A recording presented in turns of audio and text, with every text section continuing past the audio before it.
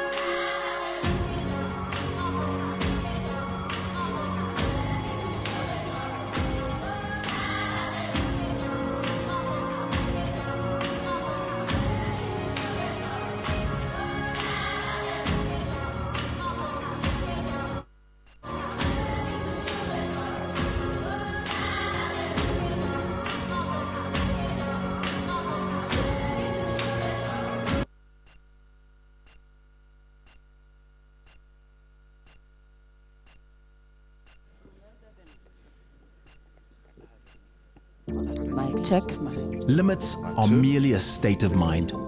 Challenge them and they fade away.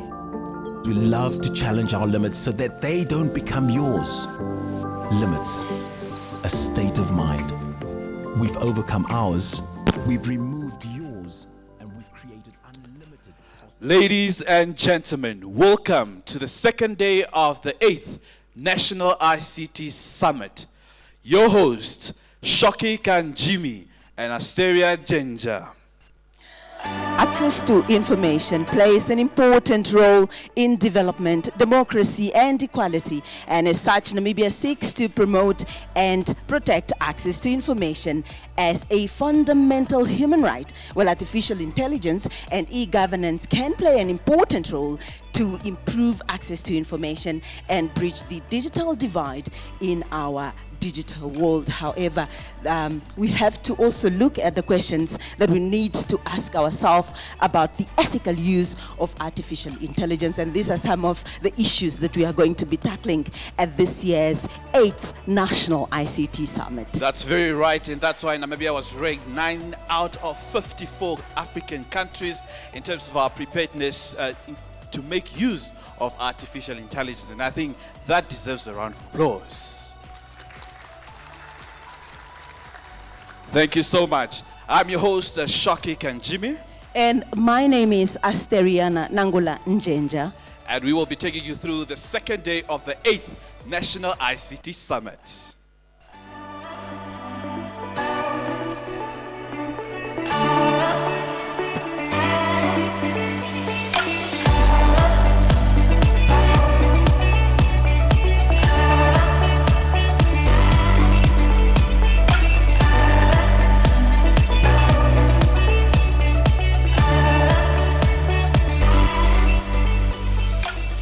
Indeed, we are coming to you live from the Republic of Namibia right here in the capital, Windhoek. And we are so excited to bring you yet another day of the much anticipated National ICT Summit. Good morning, ladies and gentlemen, and welcome as we delve into the theme of this year's ICT Summit, Adapt or Die, in the digital era of transformation or digital transformation and artificial intelligence. Don't forget to tag us on your social media platforms. Use our hashtags ICT Summit 2024, Digital Transformation, Artificial Intelligence. Indeed, indeed. We will be giving away a prize to the most interactive person, the person that's posting the most, your reels. Are you posting? Are you posting? So tomorrow we are going to give a good prize to the person with the most posts and the good likes and the followership and all that. So don't forget to make use of those hashtags. Let me take this opportunity to recognize the Honorable Minister from the Republic of Botswana. That's Honorable Tolegan Sekgoga, the Minister of Communications, Knowledge and Technology, all the way from the Republic of Namibia. He's joining us virtually. And we also would like to take this opportunity to also acknowledge our Director of ICT in the Ministry of Information and Communication Technology, Ms. Linda Ipinge Nakale, and all the senior government officials, all captains of industry, our esteemed sponsors, our esteemed stakeholders, and all of you. Please give yourselves a round of applause for just being here today. Thank you, ladies and gentlemen. As Shoki was actually establishing who is posting, I only saw Miss Linda Ipinge with the phone up, yes, recording and snapping and posting probably. Yeah. The rest of us, where are our gadgets? Are we building resilience? Yes. Are we? Are we? Take out those gadgets, apparently adapt or die. Yes, indeed. You need to adapt or die. Well, ladies and gentlemen, we will get right into our program. Today is quite going to be an interesting day with different presentations and panel discussions. And of course, a supporting message from one of our minister partners from Botswana, who really, really loves Namibia. And he's here to also just talk about the digital space within the Republic of Botswana. I think that's one of the things I'm looking forward to seeing this morning.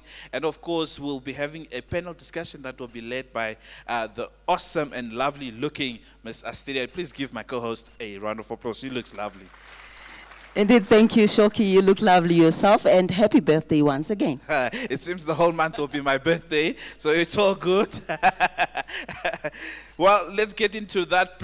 Let's get into the first item of our program. As we said, we're going to get a supporting message from our guest of honor, that is Honorable Tulehano Sekgoga, the Minister of Communications, Knowledge and Technology from the Republic of Botswana.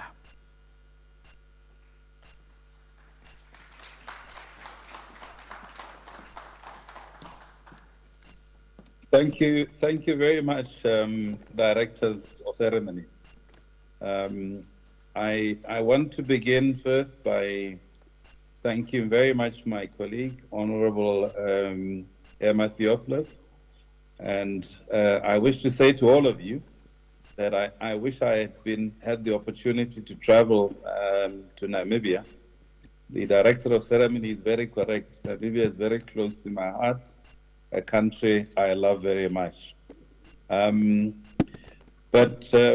let me begin by, my remarks by saying that I'm very humbled by your invitation to allow me to be the guest of honor.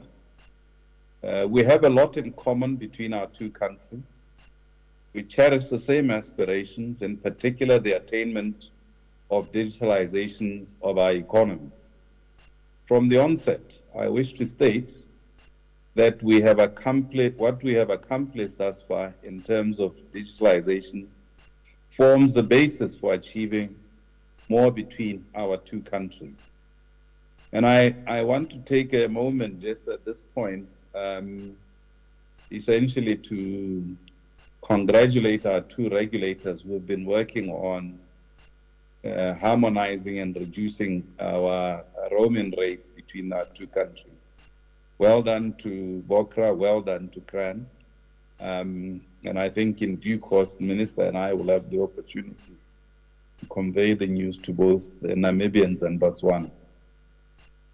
There's an opportunity, for instance, for a single digital market between our two countries, wherein we can trade in digital products and services. We can extend our global reach through the same digital infrastructure. In our deliberations at today's summit and beyond it, I wish to see more areas of collaboration and cooperation between our two countries and beyond, being identified and followed through with robust efforts over a defined period. Having perused through the agenda of the summit, I'm very confident discussions will enrich our development agenda. It will then be very important that we deliberate with the strategic objective of accomplishing clear outcomes that will lead to a true transformation agenda over the next few years. For instance, we note that new ICT helps to transform traditional cities to smart cities featuring integrated governance. Necessarily, that new ICTs are able to grant us, this pivotal opportunity does not necessarily translate to such benefits accruing in our economies. There are some actions that we need to undertake. We need to be deliberate in our efforts, commencing with revamping our policy, legal and regulatory frameworks to deliver on the intended outcomes. I dare say, we need to qualify these digitalization outcomes as increased productivity and efficiency in all sectors: employment, including self-employment, increased revenues for businesses, individuals, and governments, increased opportunities for all, including the marginalized. And this is a very important point, that we must not leave any of our citizens behind. I therefore urge us all to focus on our deliberations on the accomplishment of such noble outcomes. These can only be realized if all sectors of the economy been digitalized, including those which traditionally have been shy of adopting and adapting technologies in the delivery of their services. Ladies and gentlemen, we can learn a lot from other countries that have already advanced in digitalization. Some of these countries have adopted the top end to be innovation hubs, and therefore their efforts are characterized by a focus on specific areas that enable them to conceptualize and commercialize new technologies and solutions. Some have adopted to be service powerhouses, wherein they focus in the development of software, content, and service delivery. A majority of our countries in Africa, unfortunately, are limited to the lower end, where some of us have just begun adopting ICTs and value creation, and a few of us already are using and consuming ICT highly, but value creation is limited. We note a disheartening aspect of our economies are not integrated with the global ICT value chain. However, we can quickly convert this unfortunate situation into a positive by deliberately taking positive, specific actions within our context with the strategic intent of tapping into latent, potent potential we have in Africa. We have the numbers, we have the resources that if we can easily position, which can easily position us to be first globally. We therefore must show ambition and zeal to accomplish this feat. Ladies and gentlemen, however, how we allocate scarce resources and finite funds is especially fundamental. Our economies are under pressure to deliver on our aspirations.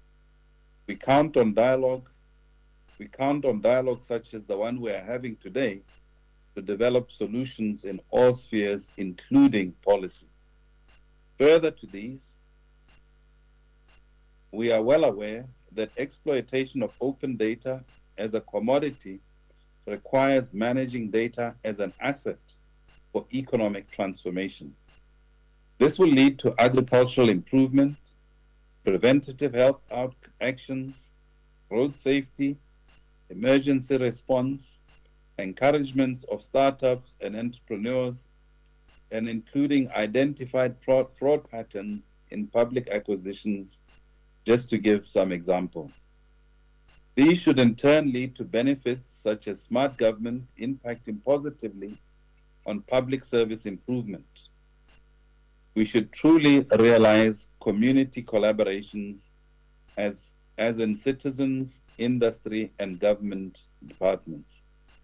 We should further realize government transparency, improve policies and accountability.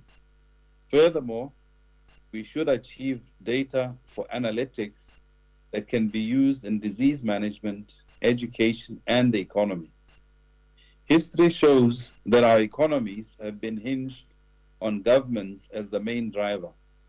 Therefore, we need to adopt policies that lead to the release of these essential data in the hands of governments to the private sector to oil our economies. As I move towards concluding my remarks, I would like to share with you the Botswana story that I'm grateful to say Namibia, our sister country, has contributed to. In line with our 2036 vision, His Excellency the President is driving digital transformation and mindset change to rally the nation to embrace the digital way of life and adopt a global perspective to life. Botswana has made some commendable strides in digitalization drive for the country. Notably, we have more than 4 million mobile subscriptions, 94% mobile broadband population coverage, and in excess of 16,000 kilometers of optical fiber in a mesh format connecting major destinations and including smaller ones. This optical fiber at the backbone layer is coupled with optical fiber that has been rolled out to essential facilities in all our cities, towns, and villages. These essential facilities include hospitals, schools, government offices, clinics, and Dikotla, which are a tribal administrative center.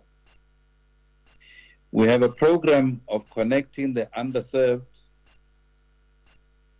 areas in our rural Botswana. This is ongoing and is done in phases. Our policy and legal framework encourages foreign direct investments. We have connectivity to the rest of the world through undersea cable systems in the Indian Ocean and Atlantic Ocean.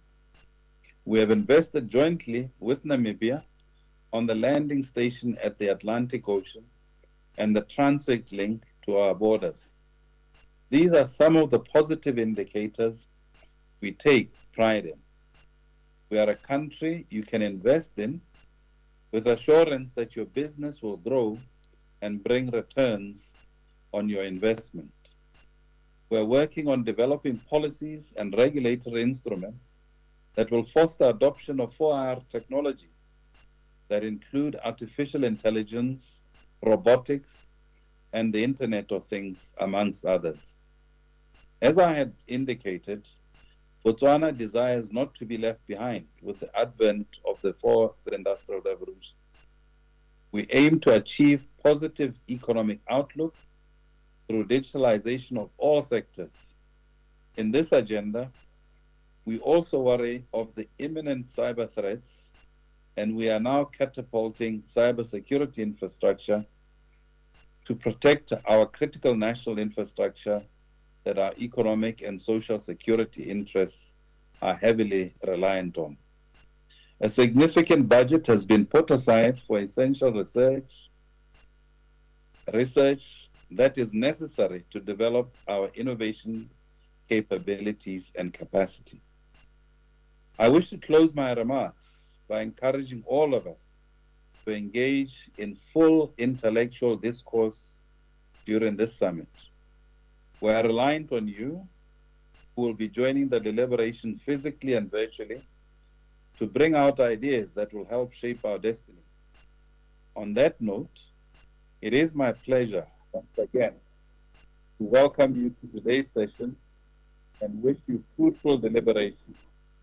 I thank you for your kind attention. And as we say in my home country, Nelwa Nkipula, and I trust that the rains will be coming soon to Namibia. Thank you.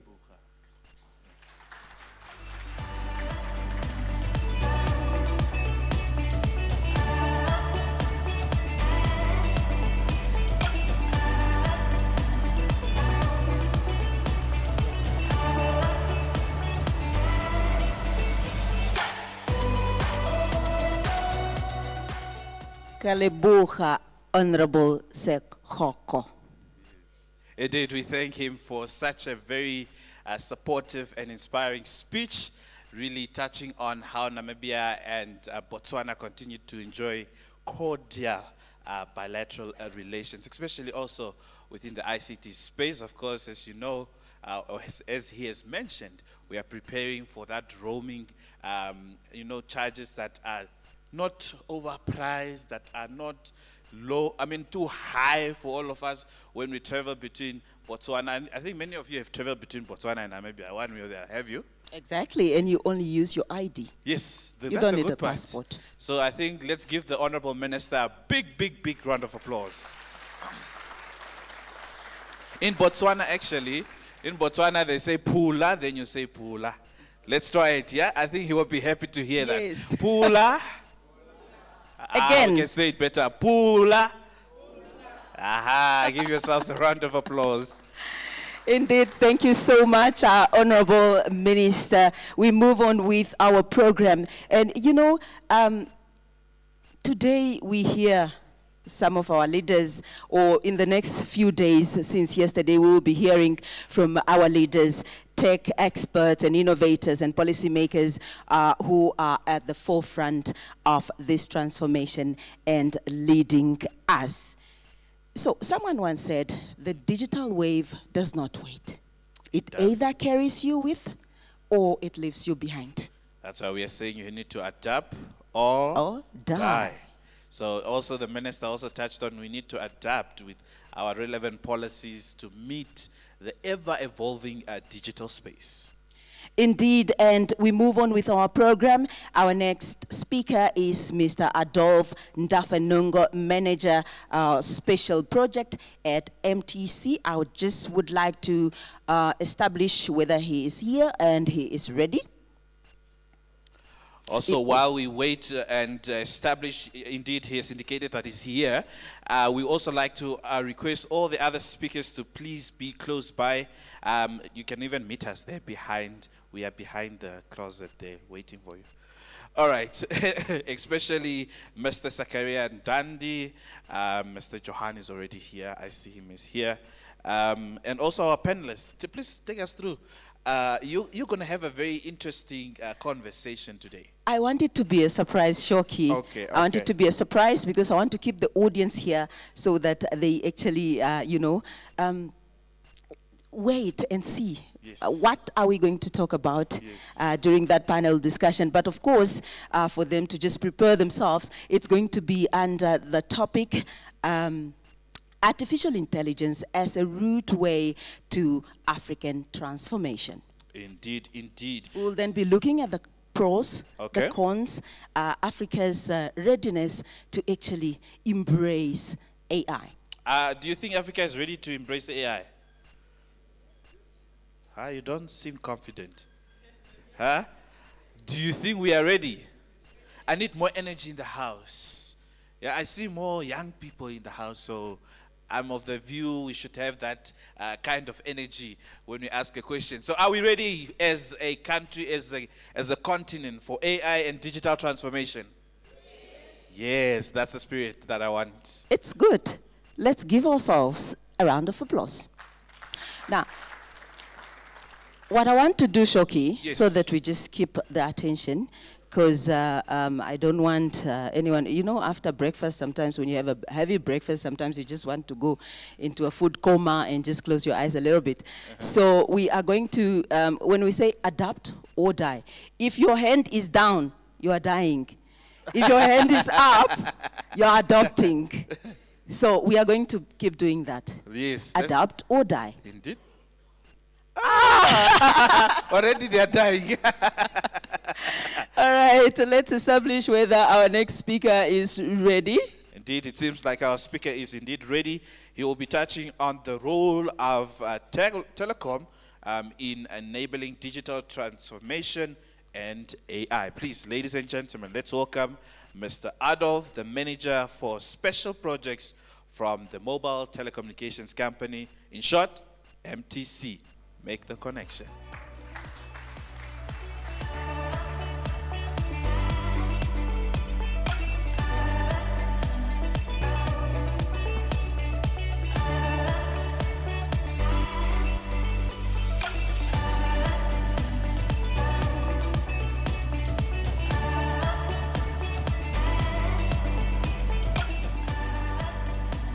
Good morning. Apologies for being delayed. As indicated, my name is Adolf. I'm the manager for special project at MTC, and I'm going to take you through the presentation that covers the role of telco in enabling digital transformation and artificial intelligence. Now, I think we are lucky today that we have a Namibian-owned telecom company that managed to provide close to 100% population coverage. So the issue of adopt or die, I think as Namibians we are safe in that aspect. Yeah. So the content of the presentation is I'll touch on the introduction, then I'll look at the telco and digital transformation, some aspect of digital data analytics, enabling AI applications, few case studies, challenges and opportunities, the future outlook, and then from there we conclude. I'm not so sure there will be a point for questions and answer, but I'll be willing to take some questions. So, introductions, an overview of digital and AI. So, digital transformations, it's a rapid advancement in technology. So, it involves integrating digital technology into all aspects of the business, fundamentally changing how organizations operate and deliver value. That's a very key point, deliver value to the customers. So that's a very key point of why organizations take on digital transformations. Now, what is the aspect of integrating AI into various sectors? So AI or artificial intelligence refer to a simulations of human intelligence. So previously, only human can think. Nowadays, computer can think faster than the human being. So together, this technology are reshaping industries by improving efficiency, enhancing customer experience, and enabling new business models. So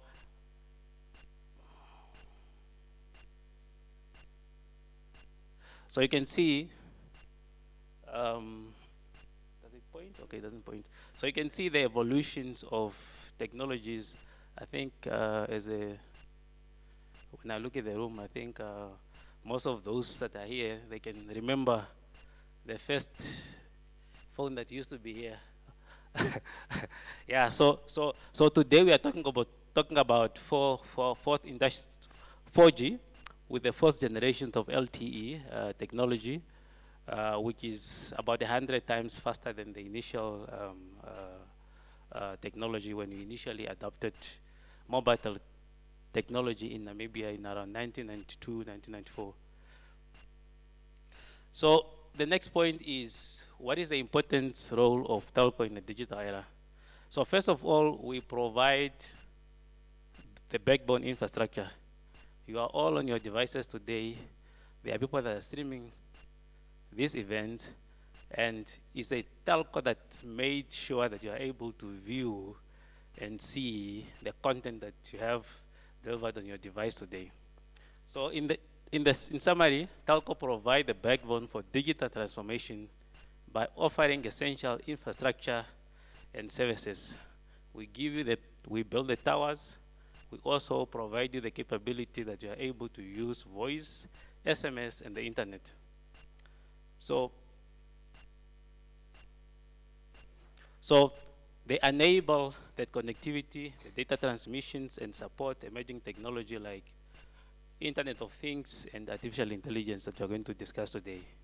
So without the robust telecom infrastructure, the advance in digital transformations and AI will not be possible, unfortunately. So, telco and digital transformations. So, the first point is really about infrastructure. So, the capability to provide higher speed internet and 5G networks. As a telecommunication company, we are evolving into providing with 5G very soon. So essentially for modern digital services, 5G networks are revolutionizing the connectivity with faster speed, low latency, and the ability to connect more devices simultaneously. So with 5G, we anticipate that we are going to be able to make sure that you have your device connected, your fridge, your microwave, your aircon, your curtains, so that by the time you open the door of your garage, these smart devices will then trigger that you are entering the house. I must switch on the aircon so that when you enter the aircon, the living room is temperature is controlled. I must open the curtain and all these things. So with 5G, we are then anticipating that we'll be able to provide such capability. So furthermore, telco and digital transformations, we are going to look at the capability of cloud computing. With seamless connectivity, as I've indicated, will play a vital role in connecting Internet of Things devices, enabling smart homes, smart cities, industrial automations. So yesterday I gave a presentation on smart partnership where we covered smart city, the capability to basically automate traffic management. So those of us that stay in Katutura and other areas that are impacted by the traffic, you normally see the congestions. So with smart city, there are then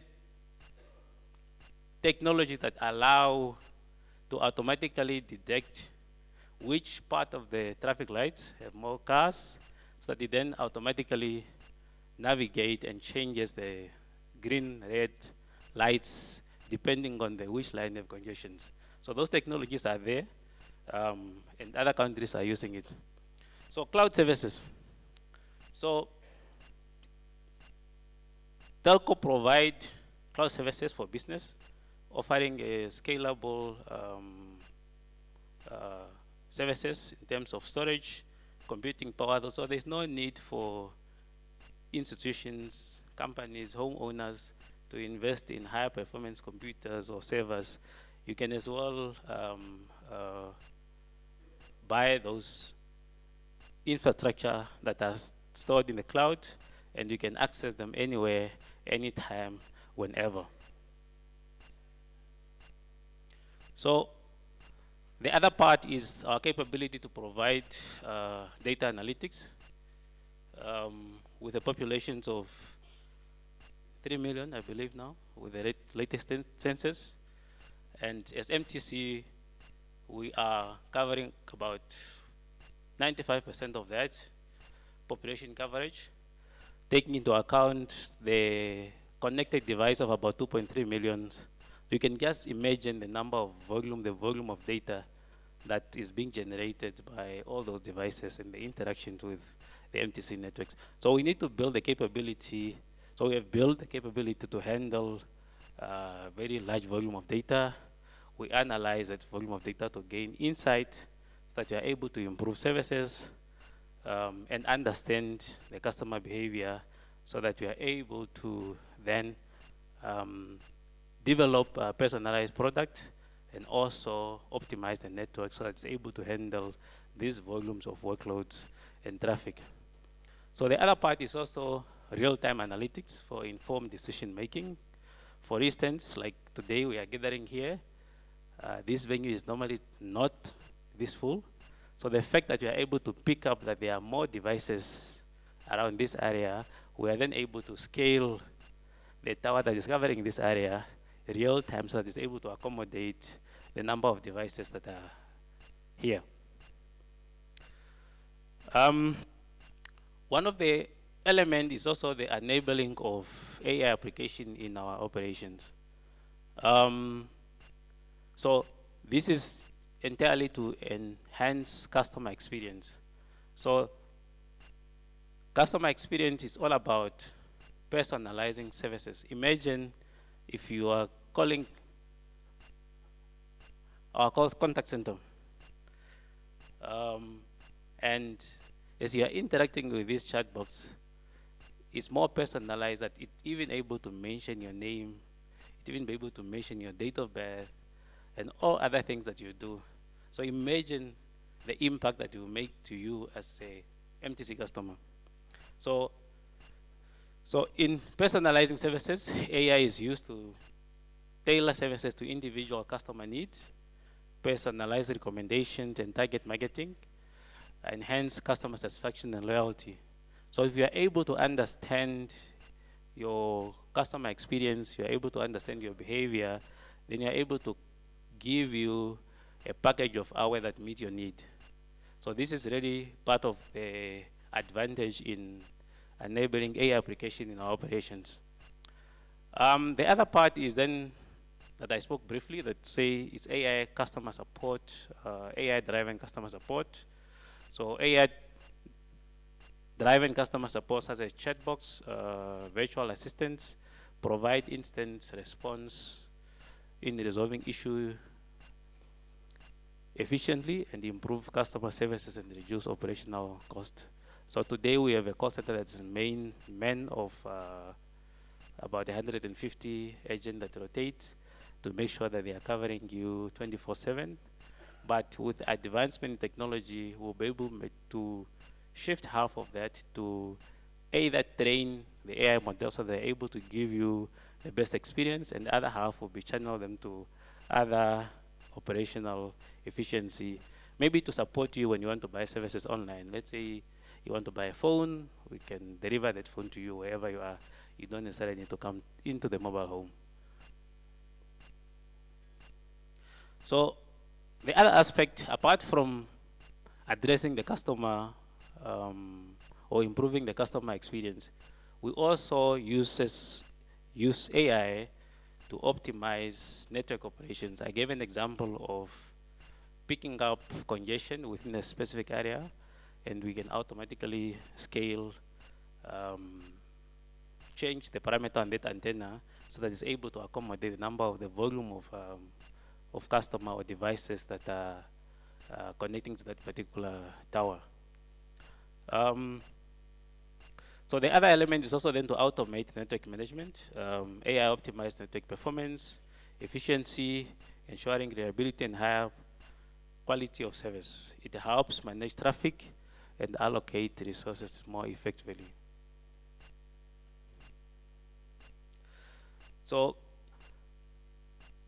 these are some of the few case study. So we have a case study telco A that's AI driven to improve customer experience.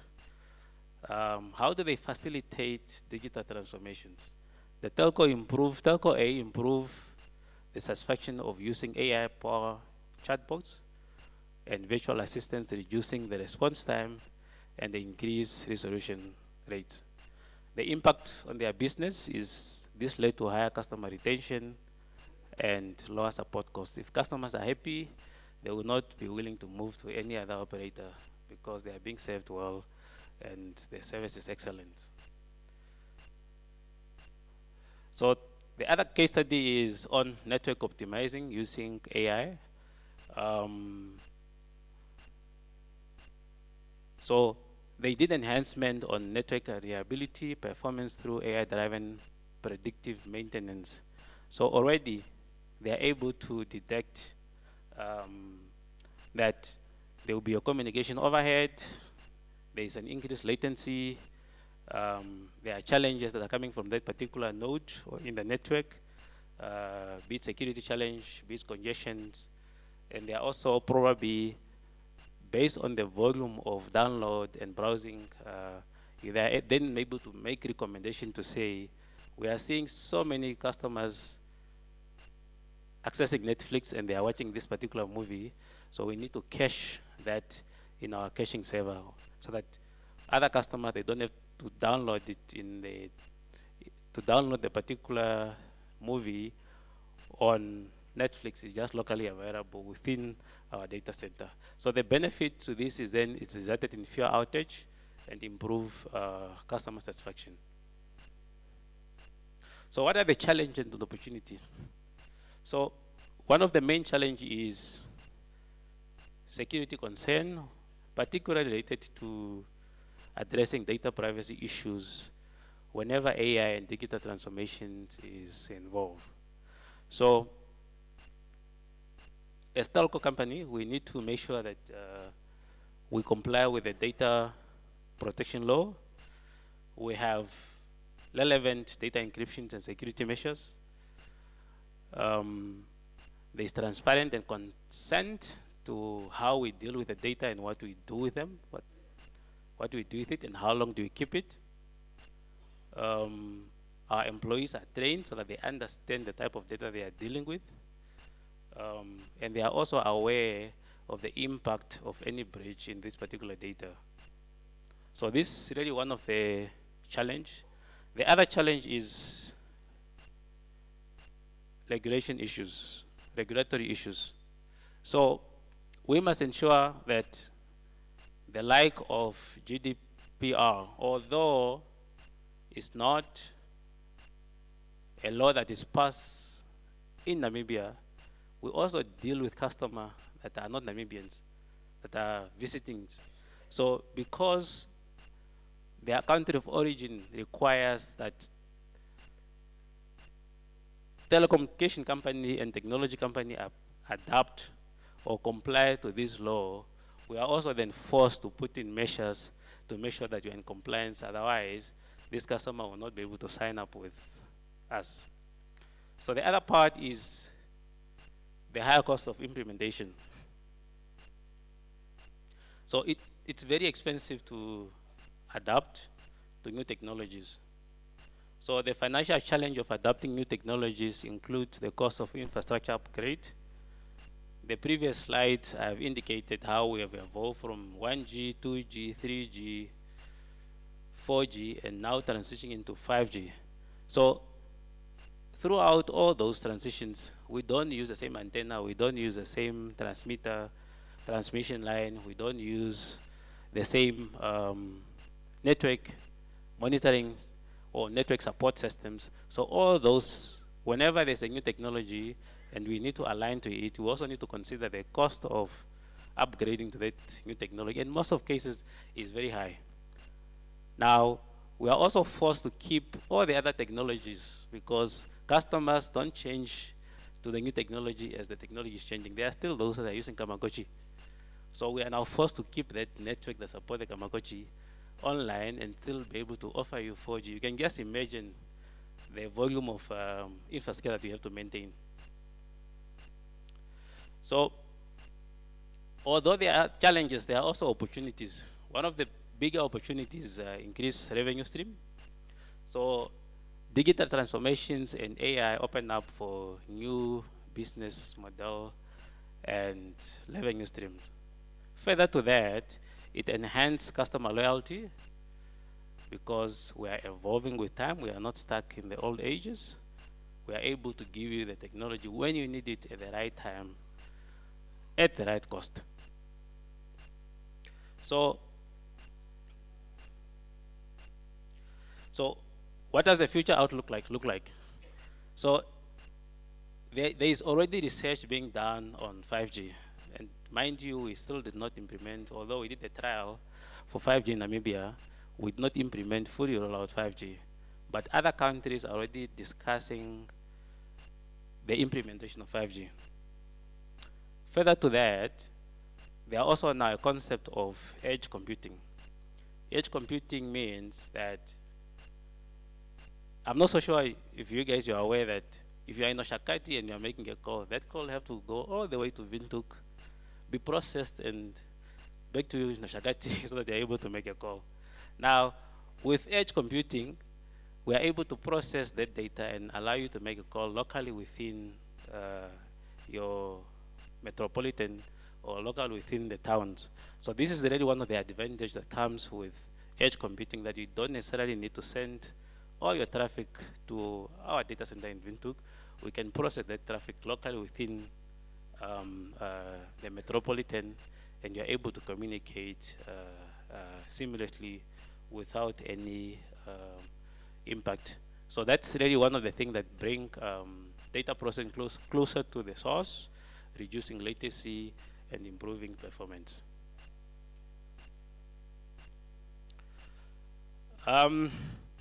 So the telco role in future innovations. So we will continue to drive the technological enhancement, based on the customer demand and what the industry dictates.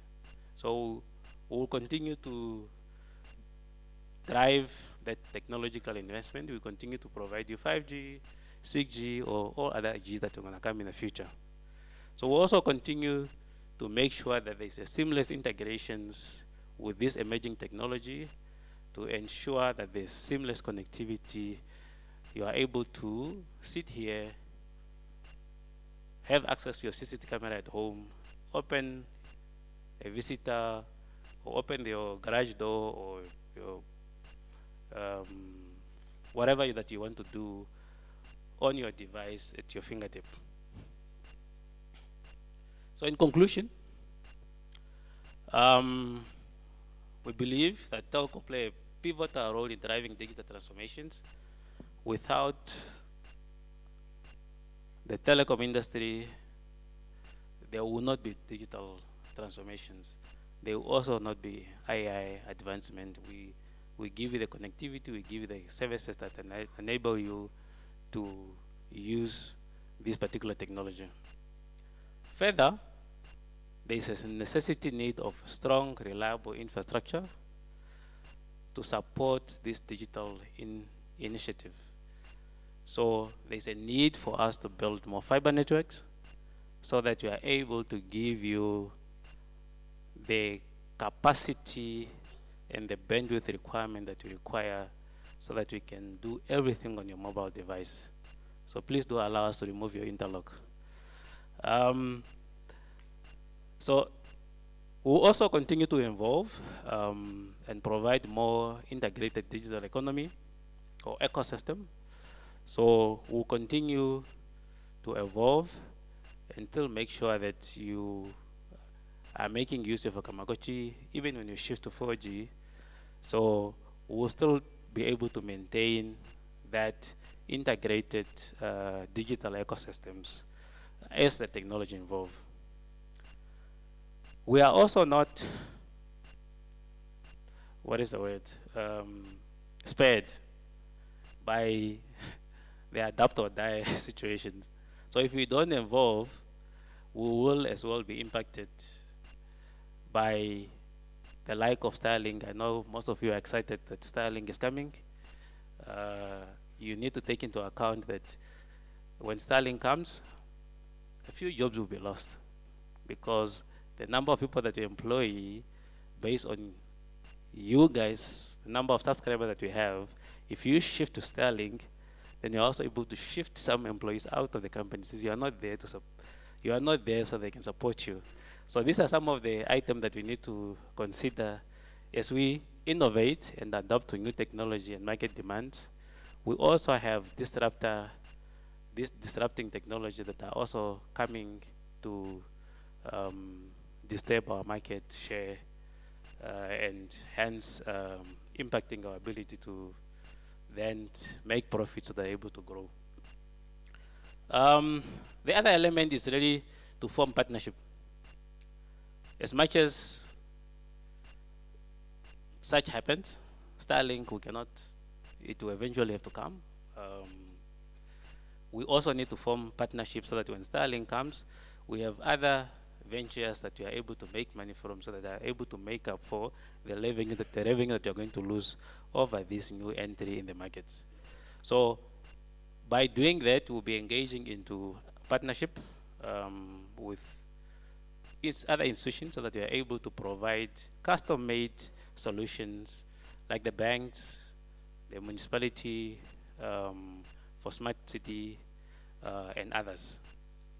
So we'll also continue to focus on the need and the experience so that we are able to drive the future success of the technology landscape in the country. So I think that's the end of my presentation. Thank you very much.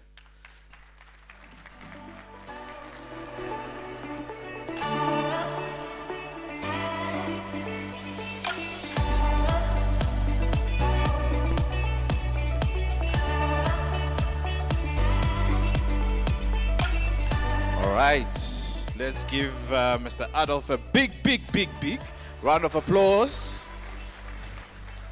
Indeed, adapt or die.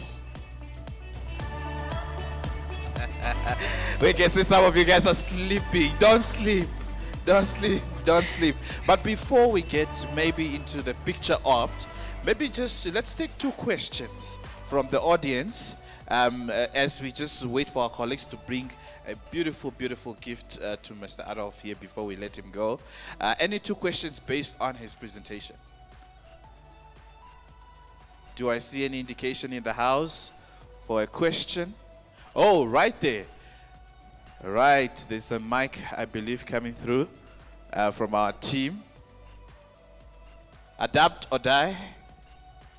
Aha. They are awake. Indeed, Shoki, adaptation, I think, is becoming the new survival of the fittest. Okay, just raise your hand. Who's having a question so that you get the mic? Okay. Thank you for the opportunity. I just wanted to, I'm so excited to hear about 5G. I just more interested in, as much as they are talking about 5G, I think we are also thinking about the prices. How does the costing of let's say, for example, now like you are going to have more infrastructures being connected to internet. How does the costing of internet going to be? Okay.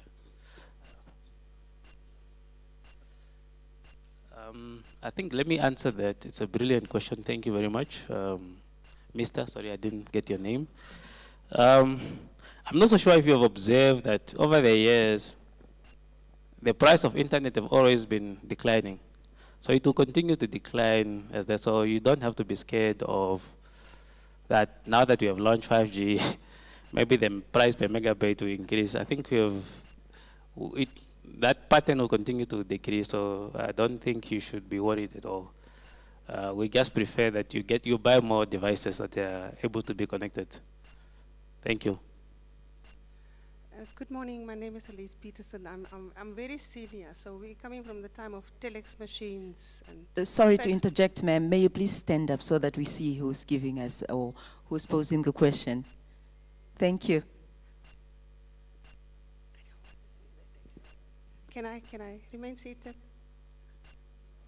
Thank you very much. My name is Elise Peterson. I think everybody can hear me. I'm coming from the time of telexes and faxes, long before these guys were born. And but I must say, in 2012 already, I've seen a lot of AI. I mean, AI is something that we've been using since a long, long time ago. It is not something new. I just hear the buzzword AI, but we've been using it since I can remember. I can remember I was on a cruise, for instance, many years ago. And already there, if you order a drink, the robot would bring your drink. You would just swipe your card at the end of the day. That's AI. So I wonder, how do our youth have to position themselves? Since those things it's already here. How do these people have to position themselves at our universities, in our houses as parents?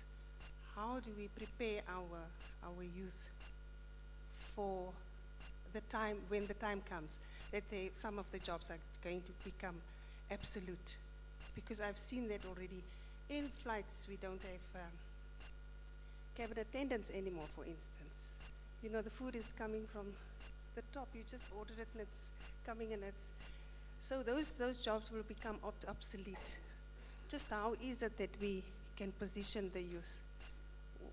How should they think about when they go to university? Which areas do they have to explore? Thank you. Thank you, ma'am, Elizabeth. I think that's also a very brilliant question, a very important question.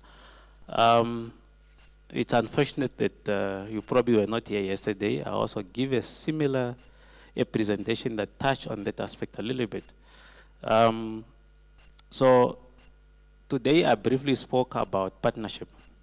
So there need to be some sort of collaboration between the industry and the academia so that we change the way our education system deliver value so that we get the graduates that are fit for the technology or fit for the market.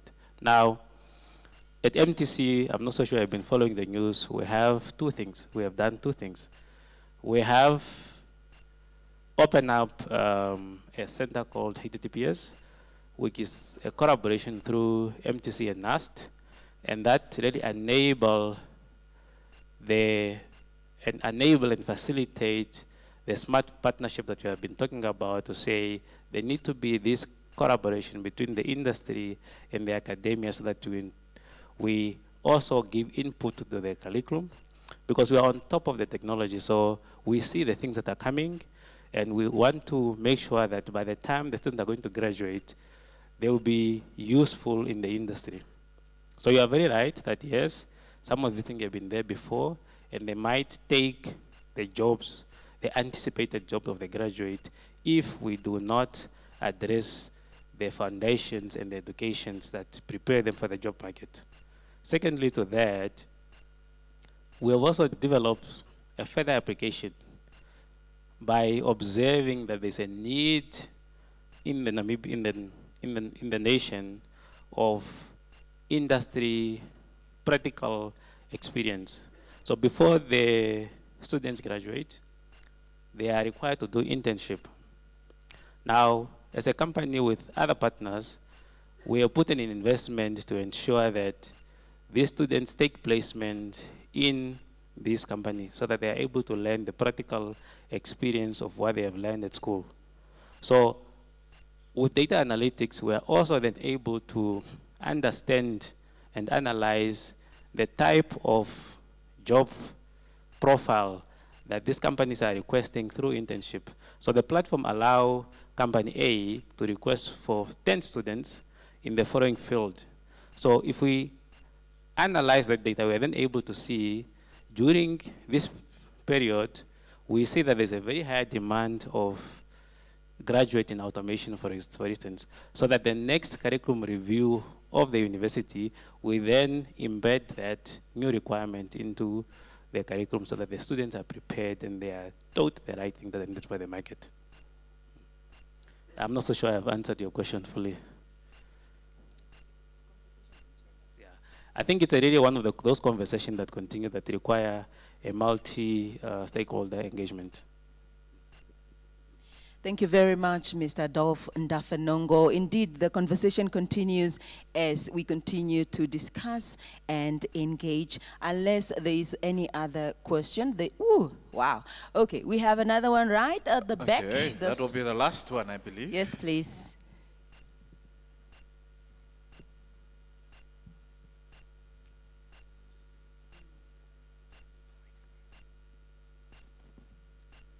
Good morning. It's Raquel Kanajebo here. Okay, in terms of social responsibility, how is the MTC digital transformation strategy intend to close the gaps that Namibians experience in terms of inequality and dispensements of technologies and infrastructure for us to ensure and build a resilience and ensure long-term sustainable growth?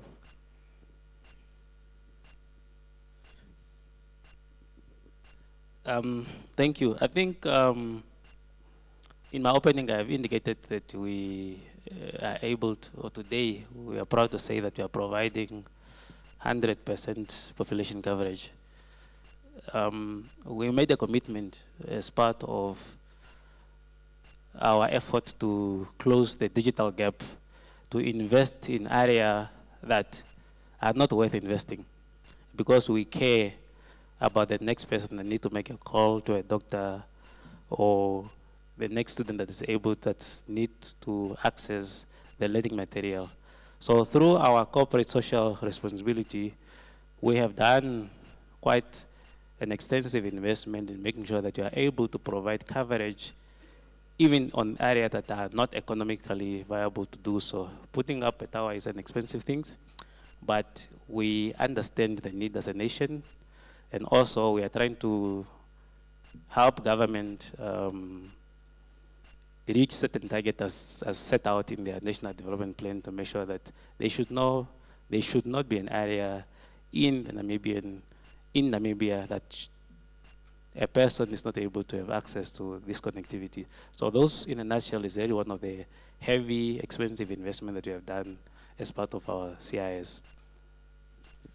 There you have it, ladies and gentlemen. Can we just give him a round of applause? He touched on the role of telco in enabling digital transformation and artificial intelligence. So we move on to our next speaker. Yes, but before that, we would like to appreciate Mr. Ndafenongo with just something little. Indeed. There we go.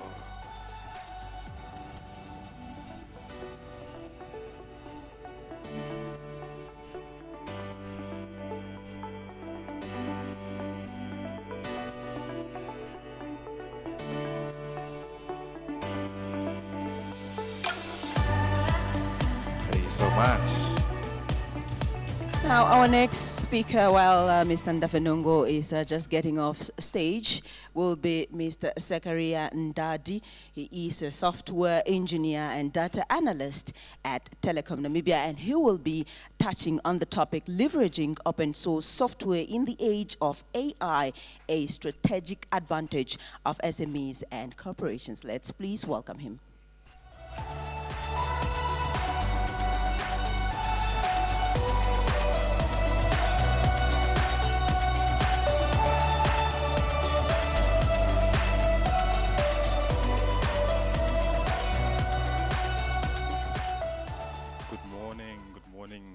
As you heard, my name is Zakaria Ndadi, and I'm here to speak on open source for corporations, SMEs, and even governments. We're going to start off with some simple case studies. This is UniSuper. It's an Australian company that lost all its data. It's a multi-million-dollar company that lost all its data because what it depended on lost it too, which was the Google Cloud. That was a big story. So imagine GIPF losing all its data on its clients.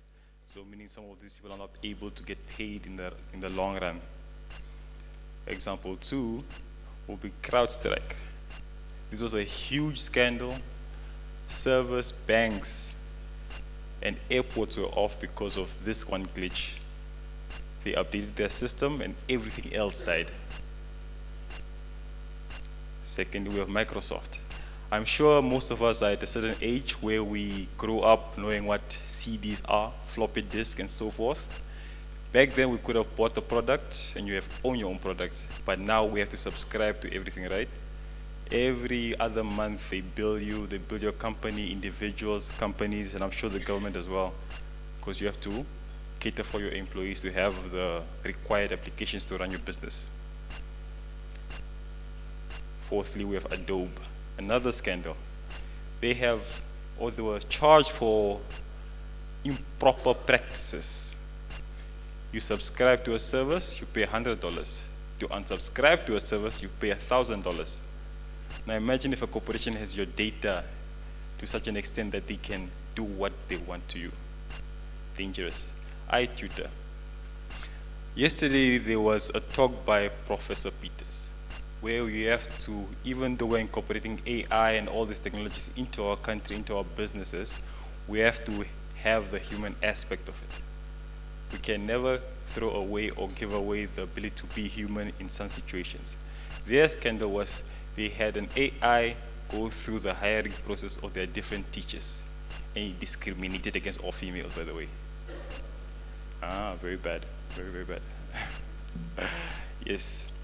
As of now, before I start my initial talk, there are quotes I want to have or to leave with you guys.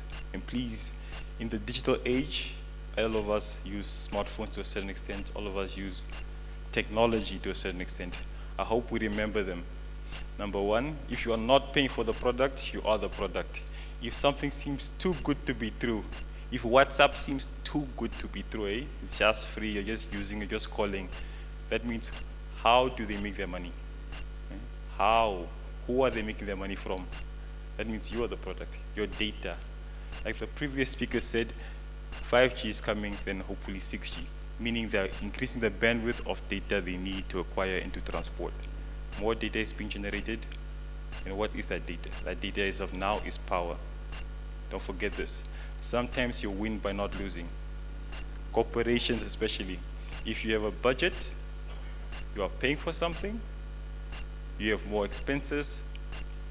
If you reduce your expenses, you make more profits, and you can strategize and relocate those funds to other parts of your organization that needs it.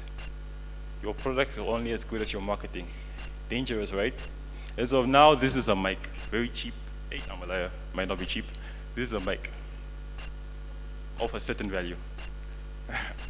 If I was to market this and say there's an AI in this value substantially grows. Just because it's marketed as AI doesn't mean it's always AI. Very important. Garbage in, garbage out. As I tutor group, right? You feed the technology something, it to produce what you fed it. Irregardless of how it is, as of now, that's how technology works. If you put in trash, it will output trash. There are two different types of software. There's open source software. Many of you have dealt with open source software, and you might not know it because the marketing is not as big. Industries are built, websites, servers, these are all open source, or most of them are open source, or powered by open source software, right? When you get such a software in your business, you have control over everything. Customization, your data, especially your data, which is the most important part in technology, guys, data. It builds everything. And how important is your data to you? Then there are proprietary software. These are software that we buy, we cannot change, we do not know what happens to it as well. So example, you host your data on a cloud, right? On a someone else cloud, you only have so much control over it. If that company decides today, I will increase my price to $1,000 US, what are you gonna do? Many of us have iPhones and Android phones. We put our pictures on Google Cloud, iCloud and stuff like that, right? You pay a certain subscription for extra storage. If that company decides today, now instead of $200, I'm gonna increase it to $1,000. I keep saying $1,000. What's gonna happen? If you do not subscribe to it, all your data is gone. And that you are held at ransom to some extent. Advantages of integrating open source software into your business. Cost management, it's cheaper. It's way cheaper than buying or subscribing to something every single day.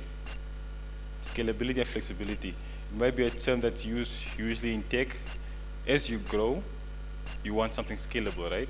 As you grow, you have more employees, more customers, you want whatever technology you're using to grow with you. Example again, I hope there's nobody from Microsoft here who's gonna, catch these hands. But if you have 1,000 employees now, you pay, example, $7 per head.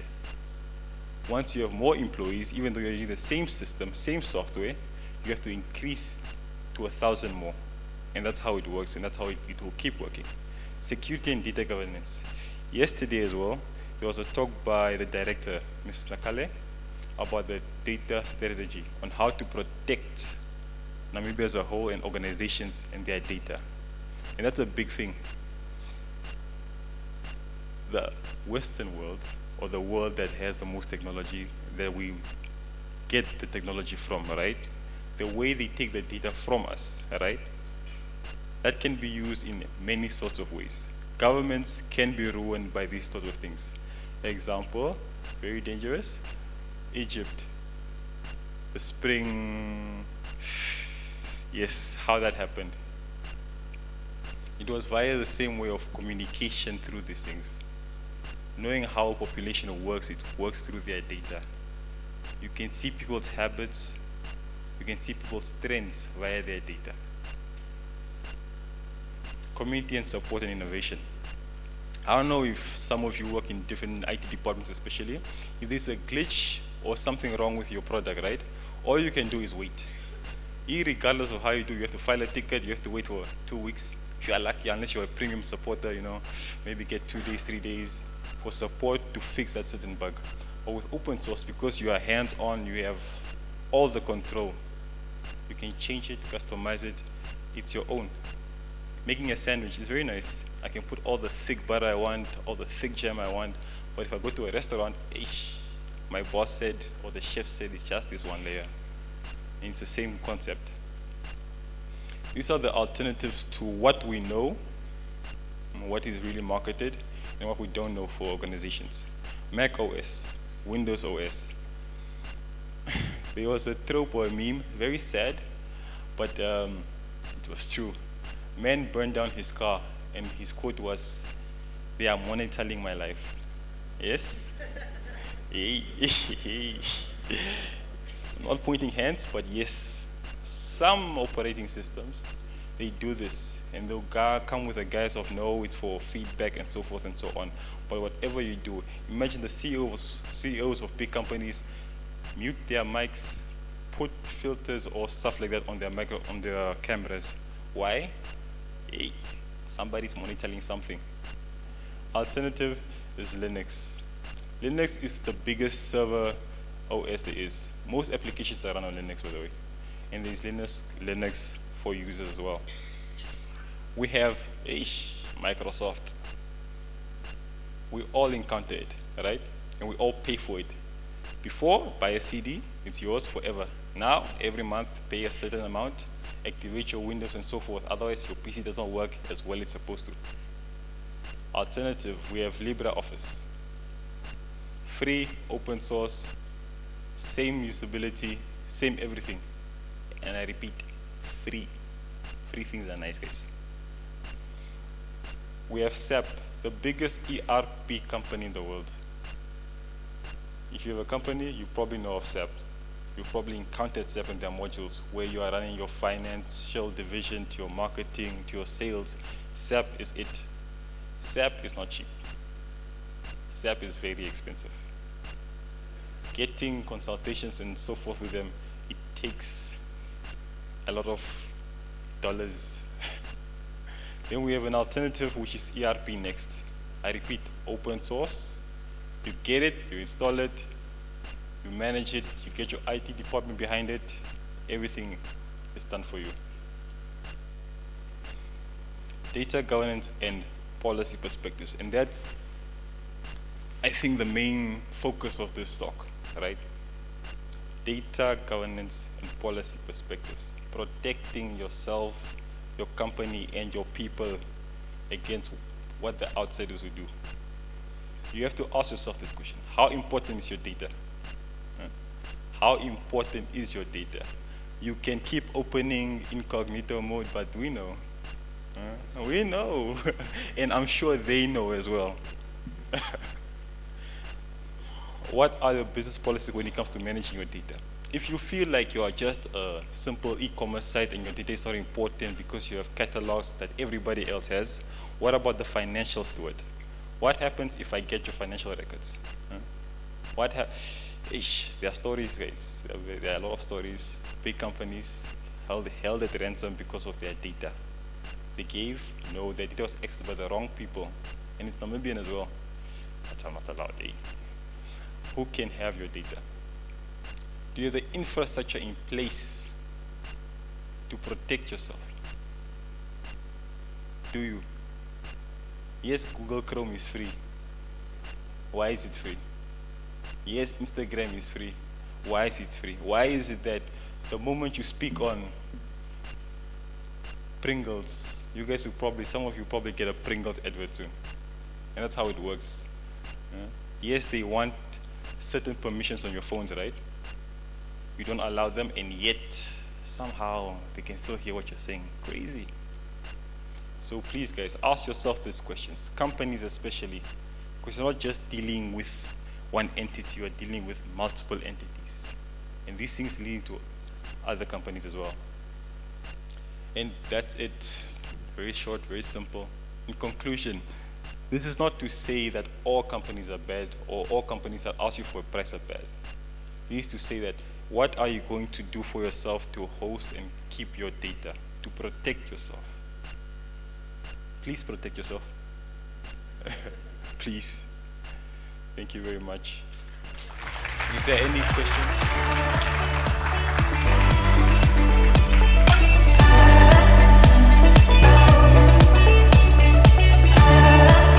All right. Thank you very much, Mr. Ndadi, for that insightful presentation. You know, you mentioned something that really touches my heart, not in a good way though, the use of a floppy disk.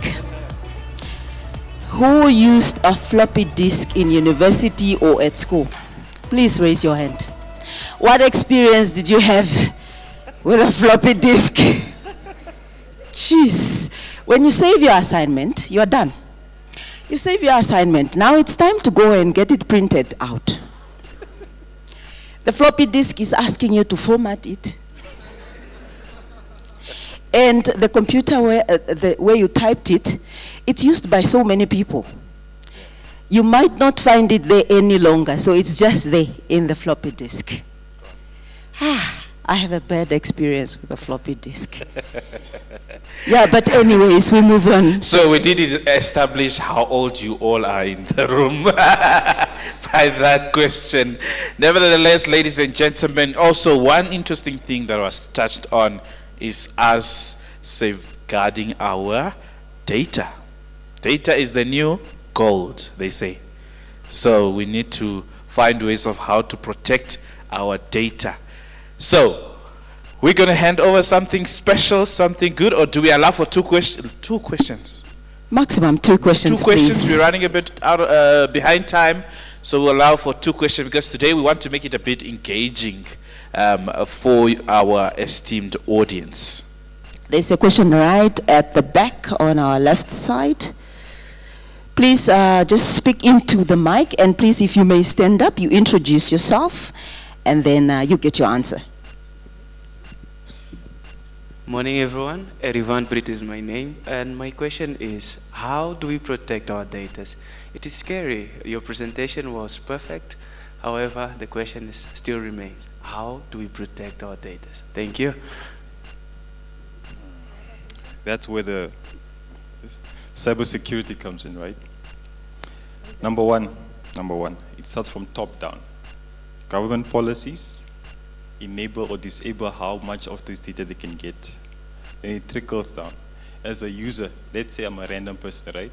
Like I said, how important is your data and who are you willing to leverage it to? These are all questions because at some point, irregardless of how you want to think of it, your data will be gotten. But what type of data? Sensitive data? That you have to keep somewhere safe, eh? And that's why, hey, this is a huge discussion, man, because like Shoki just said, it's gold. And people always have the trope like, no, it might not happen to me. My data is not like, who am I? I'm just a guy, just walking here. Why is my data so important? But at some point, the internet is unforgiving and does not forget. At some point in 10 years' time, you might be the next runner-up for president, and your data is there in the world, and we know what you said and what you did. So it depends what. So I think with protection is look or find what type of data you are willing to get let access, because irregardless of how we can try, it will be accessed because we use their services irregardless. Any other question? And these are some of the questions that we're also trying to get answered at this year's ICT Summit when it comes to data protection. Please go ahead. Hi there, Reuben here from ONL. Just a quick question. Why do you advocate for open source applications that are free, but corporate applications, but not corporate applications that are also free? If it's free, what do you pay? Because you said if you don't pay, then you are the product. So what is the difference? So what data, right? Data is sold to marketers. Very important. Notice that, right? Like I said, that's why adverts are made specifically for you. The more you browse, like simple things like, example, TikTok. Scrolling on TikTok, the moment you pause, even for 2 seconds on a video, that's captured. That means they know what you like. what's going to happen in the next 4 videos? You're going to get the exact same thing. And after that, as you see, as a user, I'll say it's bad. But as a corporation, on the other hand, I wouldn't say it's bad. I buy your data, right, in the demographic of Namibia. I see what these people like. I see what they like. I see what they watch. I see what they comment on, right? I get that data and I create marketing campaigns specifically for that data. And sometimes it cannot just be selling a product, it can be propaganda. Hey, let me not go there, but yes, it can be propaganda. These are topics I don't want to touch. That's how it's used. Well, there you have it. I think in essence, basically we need to protect our data in all possible ways. I think we are in an era where your information is so critical, and how you use it. If you are using the same password for all your platforms, how secure are you?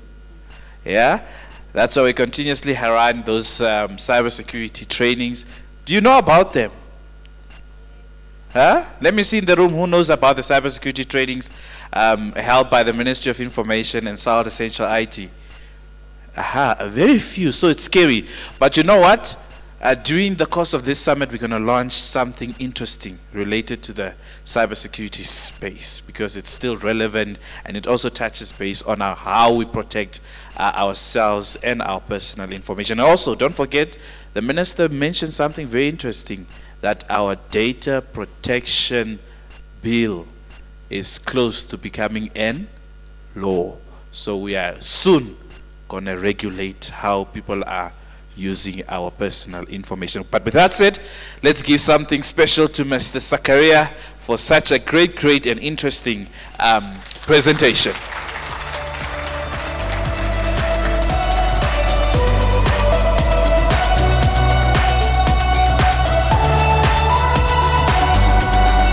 Thank you so much. Adapt or die. Ah, good. We may now introduce our next speaker, Shoki. Indeed. So this is, remember our theme is based on 2 areas, which is digital transformation as well as artificial intelligence. So our next speaker will be now speaking about the Namibian government's digitalization journey. Now I have also moved with the gentleman coming on stage, and I know the passion that he has to digitalize government services. Ladies and gentlemen, let's welcome Mr. Johan van Wyk, the Director in the Office of the Prime Minister. Indeed, while Mr. van Wyk is getting to the stage, don't forget to tag us on your social media platforms, MICT, and also our sponsors. Good morning. Way back, I was in the banking sector. And you know that banks could predict a divorce long before it happened. It's because they have the data in terms of your spending pattern. If you spend money on petrol, you spend money on groceries, and suddenly there's an increase in your spending to spend money at hotels, some food restaurants, and they just knew that something is coming. This is how data is the new gold, because gold is now so expensive, but before it was the new oil. Good morning, I'm Johan van Wyk from the Office of the Prime Minister, from the Department of Public Service E-Government Management. I'm just a messenger today because I'm still brand new in my role, but the idea that I have today is that we would like to show you how our journey has been in terms of digitizing government in total.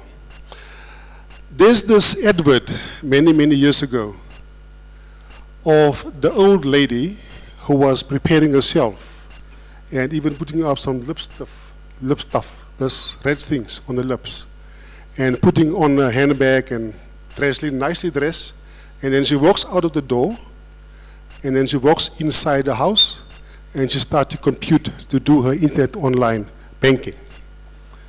Now this is where This is where we want to start our journey.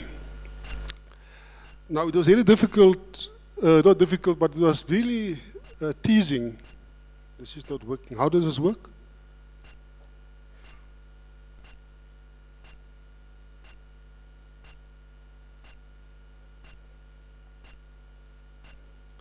Do I just press the middle button, or the top button, or the back button? Okay, still working.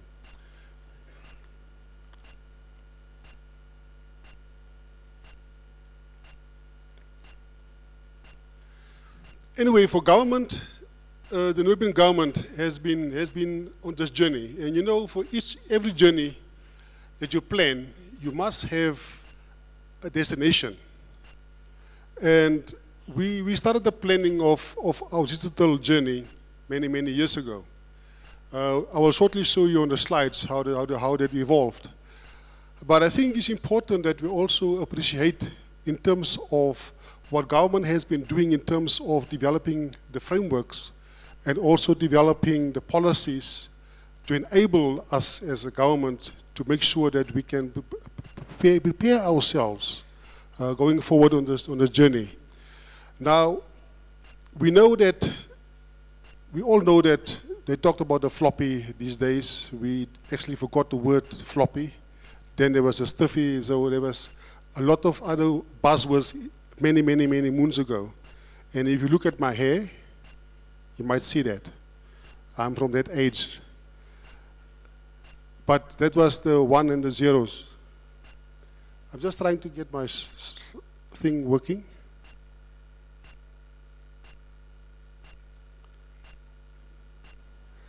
So, and this is also how it works in government. Yes, okay, that's good. So the next slide. Almost.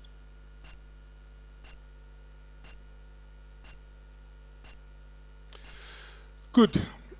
In terms of our alignment, in everything that we do in government, we align ourselves with Vision 2030. And I would like to tell you that Vision 2030 is actually a very great document. And it's a document that basically tells the nation really what to do as well. We have also NDB 5, very soon NDB 6. In government, we also have the IT policy for the public service. It was revised in 2017 and approved. Then we have the e-government policy for the public service.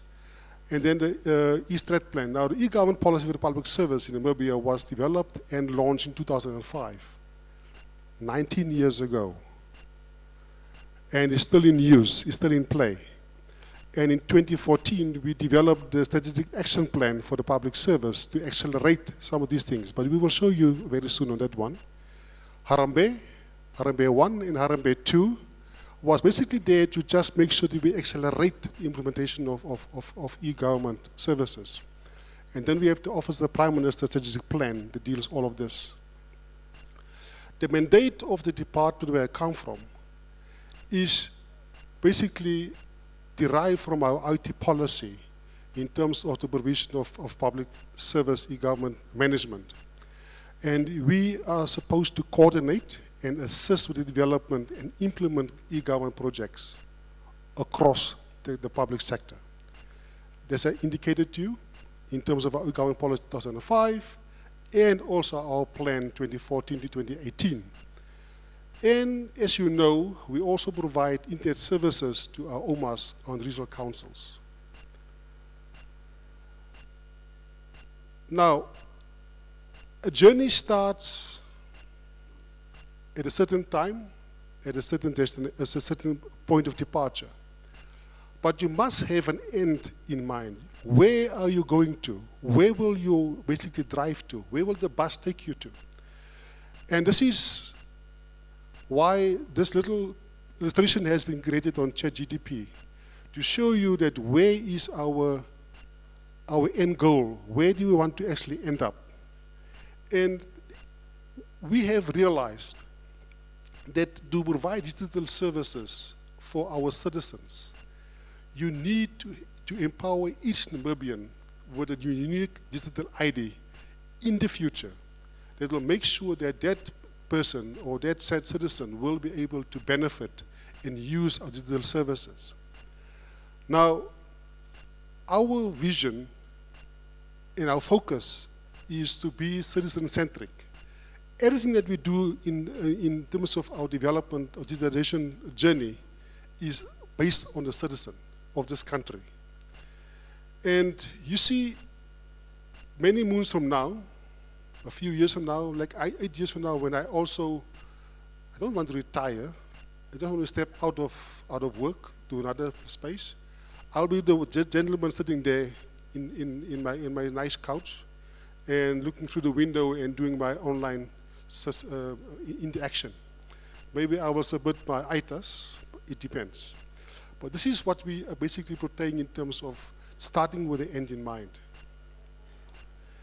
And we are saying that adopting or adapting to digital transformation and artificial intelligence is critical, crucial for the Namibian government. Because these, if we do that, we improve our governance, we also enhance our economic development, and address our socio-economic challenges. Because this enables us to improve our efficiency, to do better things, to streamline our services, to grow our economy. Now, some people say, yes, AI will reduce the workforce. I will tell you that we will innovate, we will be smarter, and we will do other things, and those things that we do will create more investment and will create more jobs and boost our competitiveness as a country, not just as a society. We will also look at infrastructure. We have all the speakers these days have spoken about infrastructure. But the issues for us, for government, is also to improve our transparency in our governance. Because technology do not discriminate. And it makes it so much easier for us to be transparent. So what we're looking forward, we know that corruption is of the day. But we know also that once we start to record transactions in the data that we get from there as well, this will make it a bit more better for us going forward, to be accountable. Educational skills, it cannot be overemphasized in that one. Namibia need to find his place or her place somewhere in the world and need to compete in the global economy. That said, we cannot just be in isolation because then we might not stay competitive and not be able to compete in money. And very important, colleagues, social inclusivity. These platforms that all of us has been talking about needs to make sure that all of us, every individual, every Namibian are basically able to use that services. Now that journey, as I indicated to you, for us as a country, in terms of our digitalization journey, started in 1998.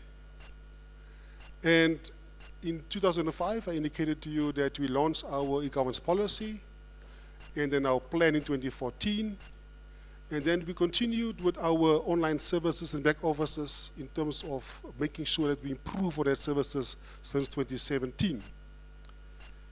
COVID was either good or either bad for us.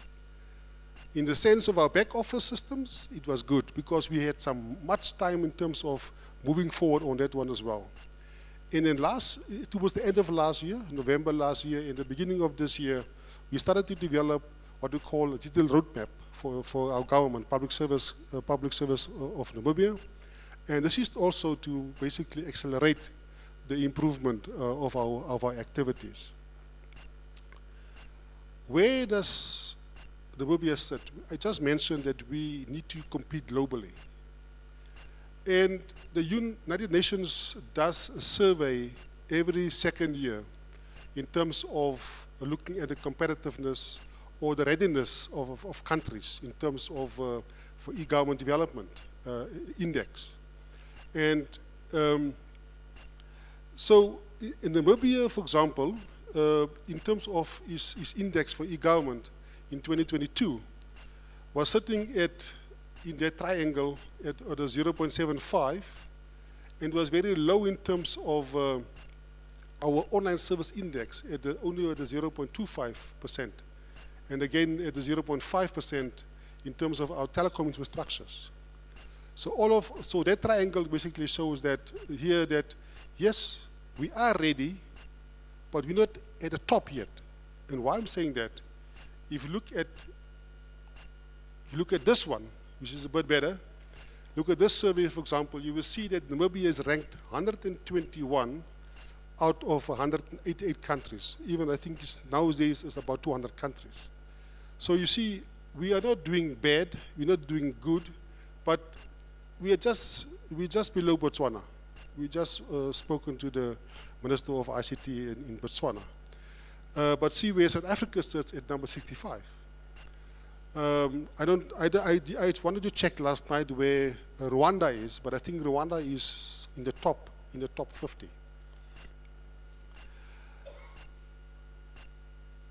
In terms of the offerings that we do our online service index, what are countries actually now these days looking at in terms of providing the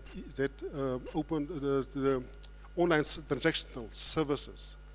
And on the left-hand side, there's a list of these items which the United Nations is looking at. Now, in the middle, you see there's a very busy slide. So don't worry about it now. After this presentation, it will be available online. You can download it, and then you can basically zoom in terms of that. This is not just for Namibia, but it's just basically looking at what are the percentages in terms of these different offerings which the countries are engaging in terms of online services, in terms of the index as well. Now, we will basically take, there's a trail of our framework throughout the whole presentation that I'm going to show you from now on. But I want you to stop quickly here. You have heard about our action plan that we developed in 2014. Now, that action plan in 2014 had 5 thrust areas, or 5 pillars, during that what was developed, and had 15 strategies that was supposed to be implemented, or through 15 programs, and 119 projects were constituted within those 15 programs as well. Now, just imagine this is massive. This is massive. 119 projects within 15 programs. This is very massive from 2014 to 2018. We are still working on this. We are still implementing these programs as well. This is just to show you a snapshot in terms of our action plan that we developed in 2014. And then we are still continuing to move with the transformation that we have talked about. You know, telecommunications was analog, isn't it? Analog meaning, hello, number please? Which number you want to dial to? That's analog. These days, we're looking at our maturity going forward as well in terms of where you want to be. And we would like to really be actually at number 3 in terms of the frameworks for moving forward with digital transformation, in the sense that we would like to make sure that we drive the services for our citizens at the next best level. And this is where we currently are, between the two of them as well. I don't want to go into the detail of each one of this one, but this is also where we start to co-create and where you start to innovate in terms of digital government specifically. We had e-government, now we have digital government, and we want to go to the government, the technology of GovTech, where we're basically looking at citizen-centric public services that are universally available. They are simple, they are efficient and transparent. So, as I mentioned to you, towards the end of last year, we started to develop a roadmap. Now, roadmap is to make some path through the wilderness in terms of to go forward in terms of our transformation, for government. And the vision that we actually have for this roadmap that we develop now is digital first services for all. Now, many of us, English is not our first language, so it took a while for me to also understand what this vision means. But I will try to make it very clear to us. But with those, we also have the pillars in terms of, as I indicated to you, our first pillar is digital identity. This is where we're moving towards. Enabling factor is that we also have to have data interoperability. Now, we have spoken a lot about data today, but I think the key word here is to interoperate data between different entities. We will talk about that one. We will talk about the transformation of our services from analog or from manual to digital. Then, importantly, adapt or die. Aha, wonderful. AI is in the room. And then some people talked about, even the minister this morning talked about the startups, that we have to make sure that it's part of our ecosystems. Now, we have a partner, the Estonian government. And the Estonian government has been assisting us for many years now. And I think very importantly is that once we started to develop this roadmap last year, they also assisted us with this one.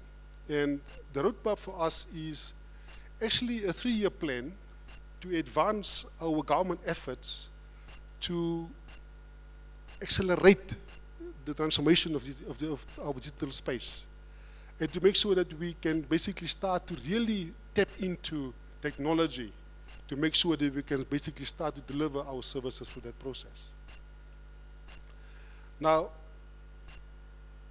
the vision that we have, digital first services for all, is very important for us in this room today to remember. If you forget anything, there's 2 things that I will tell you to remember today. This is one of them. Remember our vision for the country, digital first services for all. And it must be inclusive, it must be citizen-centric, it must be integrated. Remember the issue around silos, we don't want silos anymore. It must be trustworthy and secure, issues around cybersecurity, all of that as well. It must be innovative, transformative, it must leverage also on the existing and the current technologies that we currently use as well. The roadmap for us is to transition from traditional methods, the analog methods, the manual methods of public service provision to a priority on developing and delivering digital services. We would like the citizen, some of us are citizens first, then we become employers of a company, isn't it? But when you go to Home Affairs, you must go with the paper from point A to point B. When you go to the bank, you must fill in the paper from point A to point B. We would like to reduce that traditional approach. And then we would like to emphasize on the digital inclusivity to make sure that all of us, even if you're impaired or you're disabled, you also basically can use the services for going forward. We have also to prioritize within what we're doing in terms of our transformation. Colleagues, we cannot oversize the issue of our digital IDs for our citizens. And then I'm bringing in a new equation, the expansion of our unified data exchange platform, which we call NAMEX. We also talked about the issues around the government data center and cloud center as well.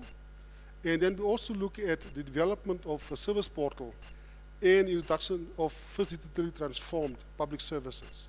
I will go through that list for you very shortly. The roadmap is not merely just about adopting technology. It is an instrument that will help us to tackle the workload ahead. And it is really ambitious, but it's also practical in terms of what we are trying to achieve. I'll just mention the roadmaps, the roadmap pillars that we have designed for the roadmap. Government and leadership, to make sure that there's effective leadership and good governance.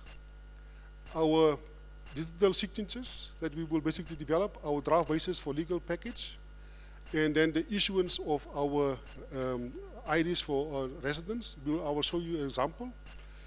Our databases, and make sure that our databases can talk to each other as well. Our top 10 services that we would like to transform. The issue around cybersecurity and data protection, that is taken care of by the Ministry of ICTs, so we don't have to go much on that one. They are on top of that one and they're doing a good, diligent job on that one. Government infrastructure, similar thing as well. Here we're also looking at the government data center and the cloud plan and our cloud policy going forward. And then the national data center that we want to develop for the country. Yesterday, Professor Anisha talked in length about the data center yesterday. So those are the milestones that we have going forward for the next 3 years in terms of this activities that I just outlined for you in terms of a roadmap as well. I have not enough time, so I must quickly go through some of the slides as well.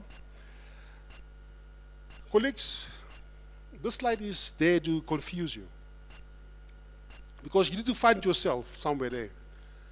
If you're a government, you need to find yourself where government is. If you are in the private sector, you need to find yourself where in the private sector you are currently. But what it basically protects, what it basically says is that we are ready to build bridges between government and government, government and business, and government and citizen. This is NAMEX, our Namibian Unified Exchange Platform. It's an interoperable vehicle or a middle layer that we have developed for government, and it is currently working. It is currently in action. It is currently available for different entities that will basically want to interact with government. We said government wants to interact with you, we can share data with you, and you can share data with us. But sometimes people will come to you and say, you need to change your format of your data to be like this. I think you must change your system to be SAP before you can interact with us. You need to maybe work with Oracle forms before you can connect to us. NAMEX is like the gentleman just said, it's open. It's open for all of us. You don't need to change or convert your systems, because this is the previous, what you call X road, and it doesn't discriminate. It just basically makes sure that you can exchange data with us, and we can exchange data with you as well. So I just wanted to, for example, mention one of the good things is that currently we have the Bank of Namibia who is in piloting with us. Now the Bank of Namibia has other affiliated banks like First National, Nedbank, Standard Bank, Bank Windhoek. Is there other banks as well? Okay, most of them are there. But when you go and open up an account at one of these banks, you have to basically give them a document that says, this is my ID, and my ID has been certified by the police. And then I can open up the bank account. And then they say, yes, it's fine. Then after you go away, they do the internal things, isn't it? And it takes you a while to open up a bank account. It might take you a week, might take you 5 days, maybe 2 days, 3 days, depending on which bank you are. I'm not saying any bank. I'm just saying it takes you a while to go to a bank to open an account. But we are currently piloting for the banks. When you're sitting in front of the clerk that opens up your bank account, to immediately validate whether you are on our NPRIs, National Population Registration Database. So that the bank connect directly to Home Affairs to validate whether you are a legal citizen of this country. whether your ID and you are existing currently on that as well. So this is currently what we're doing to test in terms of that as well. And for other institutions as well. We have also telecom, we have pension funds, and then we also have the register of deeds as well. And very soon, we will also have BIPA as part of our NAMEX system. This is the second thing I want you to remember. If you go out there and you say that government wants to engage in terms of making services available to the citizens, this is how we will interact with any other institutions, outside government or within government as well. So if you are from the Ministry of Gender, we already engage with you in terms of NAMEX. Good. So I want now to quickly just go a snapshot of the projects that we have done. We are currently busy with in terms of going forward. This is the high level in terms of the Harambee plan that we did.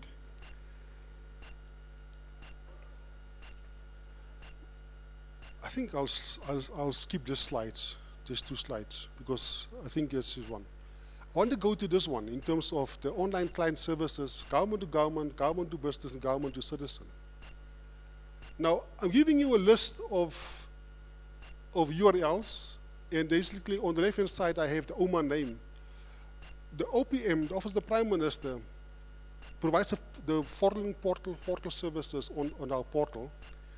Now, many of us have heard about our voucher redemption system because of the communities that we are currently being supported through our disaster recovery, disaster management. For people that is basically being given vouchers so they can basically collect these vouchers, these food items from the different suppliers. And also our government communication system as well. Those are the links that you basically can access. This will be available on the website of the ICT Summit after the time.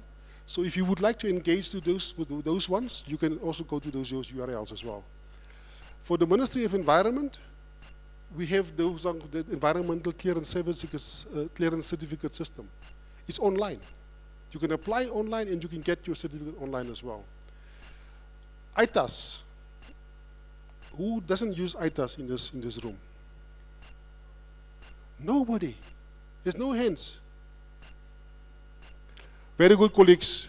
ITAS is there for us to make sure that we are test compliant, and yes, it's part of our rollout as we speak currently as well. Also from our side as well. And then many of us who are entrepreneurs are basically using our e-procurement system for the Ministry of Finance. And Ministry of Home Affairs, colleagues, there's a lot happening at the Ministry of Home Affairs in terms of our civil systems. If you go to the Ministry of Home Affairs, in those links, you will have more than you have bargained for. Even the application of visas, passports, IDs, much of those, all of them is currently online as well. Our e-birth and our e-death notice system is also online as well. Justice have also online presence. Mines Energy, colleagues, if you are basically would like to have your licenses, your in terms of applying for a claim, it's also online as well. And then many of us know people who are seeking a job. The Ministry of Labor, that NIS or NISES is currently online again.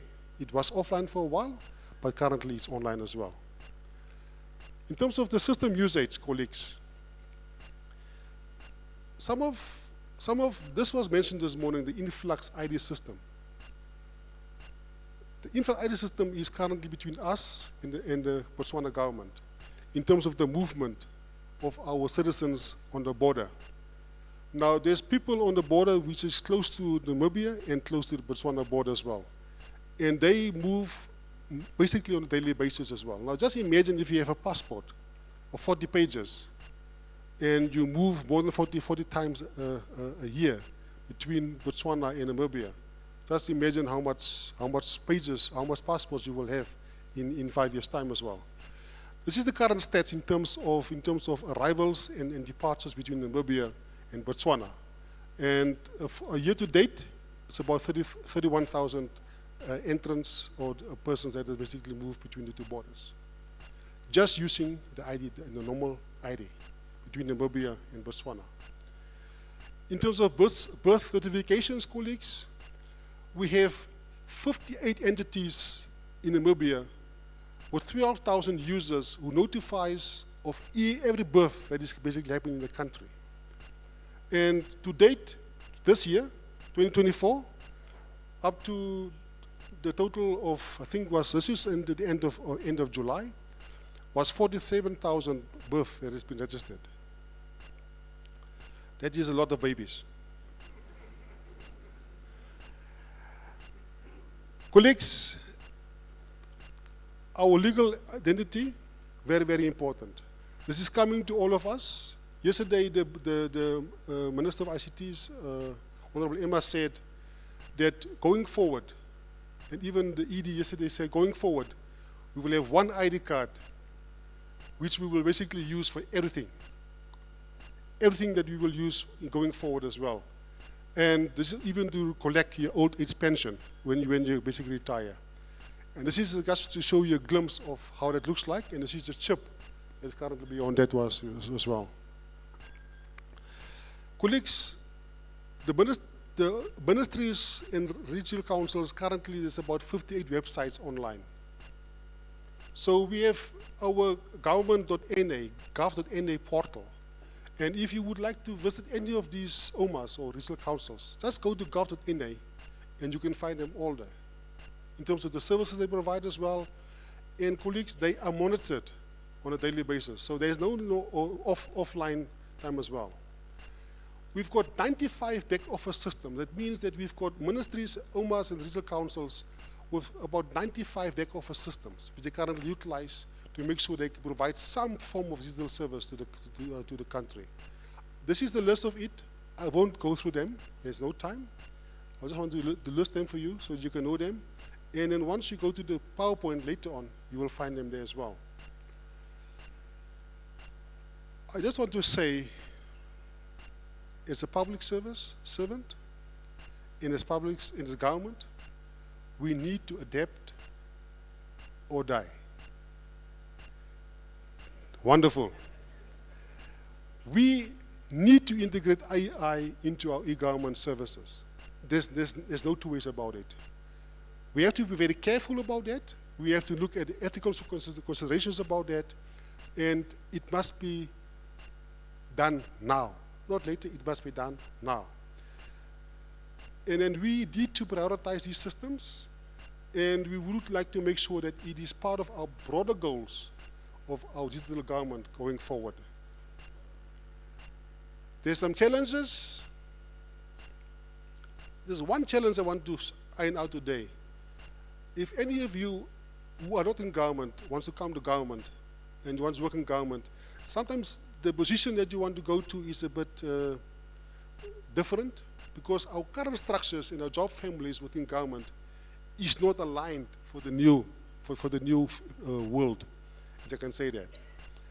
And then we also have a lack of skill, and we have a lack of personnel, and always the one issue in the room always is mullah. We never have mullah. And then, colleagues, as I indicated to you, there's also one challenge, is the high cost of IT. There's the issue around cybersecurity that we have currently, those challenges. And then also, at this point in time, we don't yet have a gateway to make sure that we can basically have startups and then basically transact online as we speak. I thank you.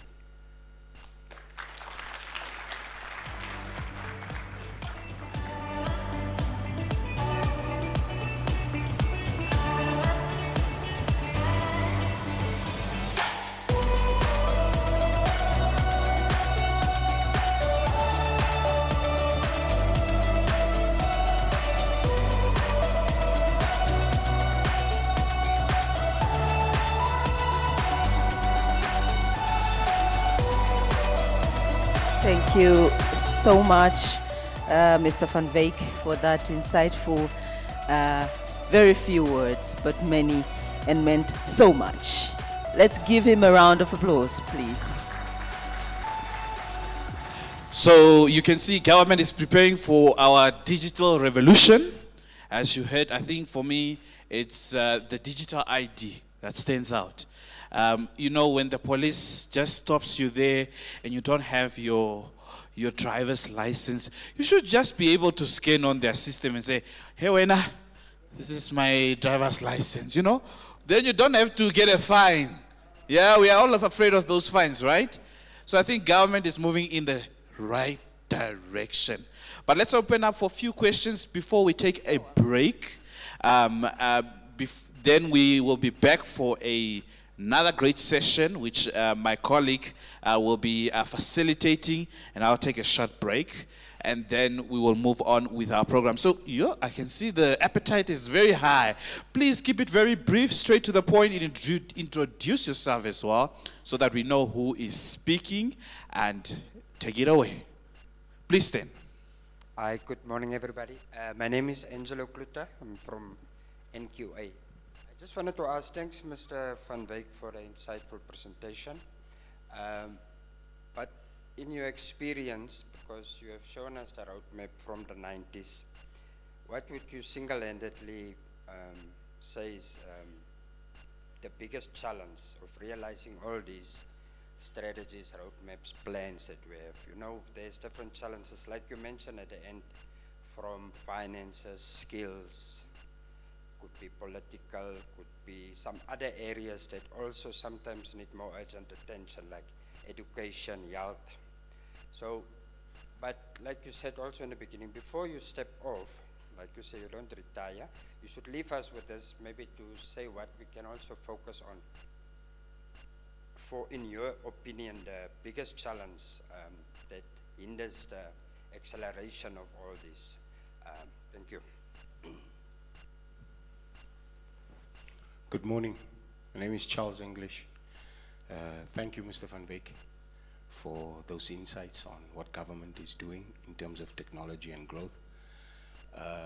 However, I'd like to ask how much of the technology that you have showcased there in terms of what government is doing, how much of that technology is locally developed in terms of local service providers, people that actually put the technology together from ground up? Because it's my background in the industry. I've been in the industry for quite a while, as you know, sir. So a lot of these products are sold by international companies. The reason why I'm asking for that is that we have no control over security solutions and products that are being developed outside our country, where we have no insight as to what type of coding and what type of information basically gets extracted for personal use into other areas. So I'd like to know, are all of these things looked at when you talk to these type of international service providers, or from a local development stance, what are we doing and how are we building these solutions to provide security, not only to government, but also to its citizens and the information thereof? Thank you. Thank you. Okay. Maybe I could really start with the first question in terms of what are the other barriers that we are facing, specifically for implementation of digital services. We have been running around the laws, and I think our laws, in terms of the changes to our laws, is not agile enough, and that we're facing this specifically now that we would this year we would have liked to use our ID card to vote with, but because of the time frames and these that takes the changes to be done to our laws before we can actually transact, that takes a bit of a time as well. And this is we have the political will, we have that, but this is also that just this red tape that we basically find within the system that is basically doing that as well. The other challenge that we are facing is that us as Office of the Prime Minister, we are mostly facilitating the process. But those ones, the OMAs, who was do the implementation specifically and do that, sometimes they sometimes also causing some delays within the entities as well. So this is where we also then find that instead of maybe having to do this in 6 months, it takes maybe 1 year to finalize the process as well. Then to Mr. Charles' question, I would like to say that 100% of all the services or systems that we've developed for Home Affairs, the civil services, was done from us, as within the government. We haven't had a subsidiary or third party to that process. For the mere fact, we know that the data of government belongs to us. This is why we, as Office of the Prime Minister, within our department, we have done the development of most of those services in-house ourselves. I've given you the list of all the other services that is currently bidding as well.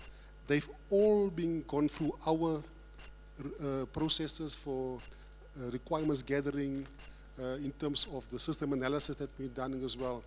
The only third party that came into the play might be the hardware that we basically have procured. But most of, even the e-procurement system was done by us in-house as well. So, and then you have seen the list of those 95 other systems. Not all of them has been developed in-house, but I think most of the major ones, which is dear to us and critical to us, has been developed in-house. Yes. Thank you, Alfred Swart. I'm a researcher. I spent my whole life in politics. Sure. The former president, late President Gaddafi said, if you don't have land, you don't have freedom. Namibia is a capital country. Capital means money is important than the people. I just want to quote something from the late, not late, but president of Uruguay. Jose Mojica, he said, let us remember that human life is a miracle. Consider that human life is a miracle. That we are alive as a result of miracle. And that nothing is more important than life. Our biological duty is, above all, to respect life, promote it, take care of it, reproduce it, and understand that the species in our being. As I was saying, I'm also a researcher. In South Africa, 75% of 76% are in fear of losing their jobs on this AI. What is Namibia's position of the identity of Namibia? Where are we on this IT, this digital transformation? Where are we standing? Thank you for that difficult question.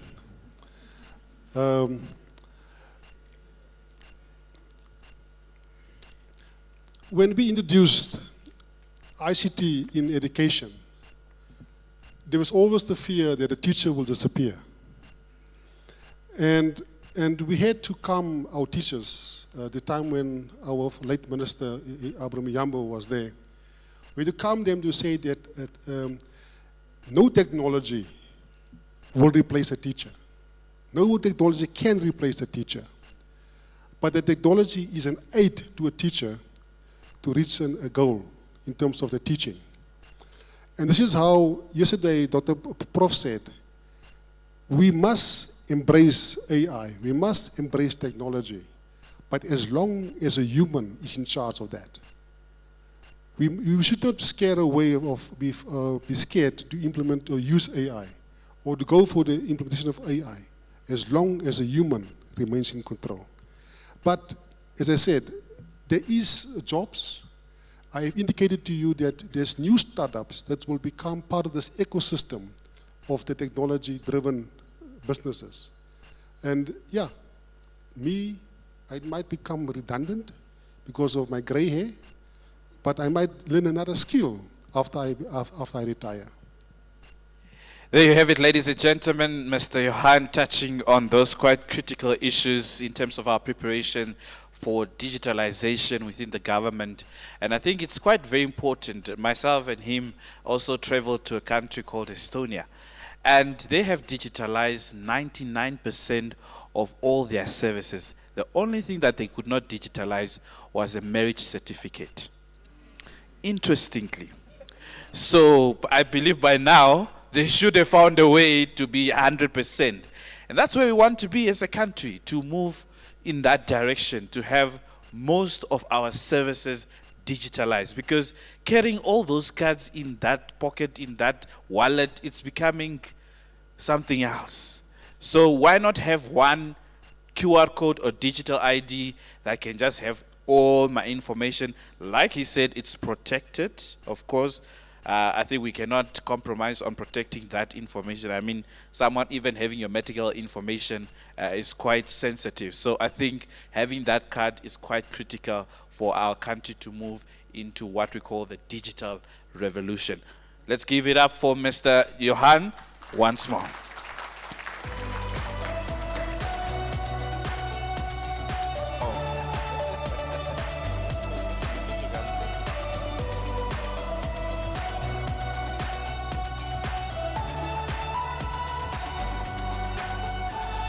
There we go. Thank you. Let's give him another big round of applause.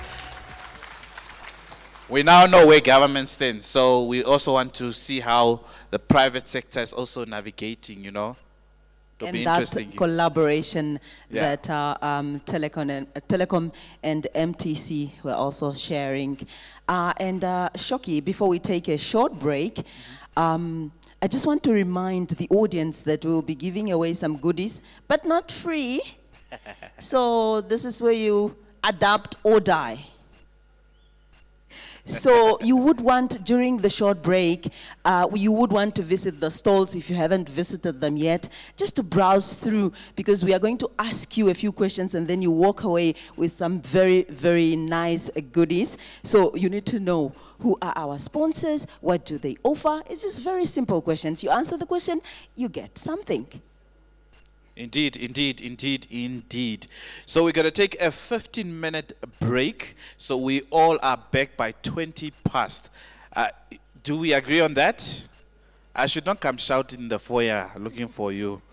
I think if you're not here by 20 past, we'll lock the gate and we'll continue with our session. But please don't forget to also visit the summit's website. That's www.ictsummit.gov.na. That's where you can also get access to all the presentation and speeches that are being delivered here at the 8th National ICT Summit. See you in the next 20 minutes.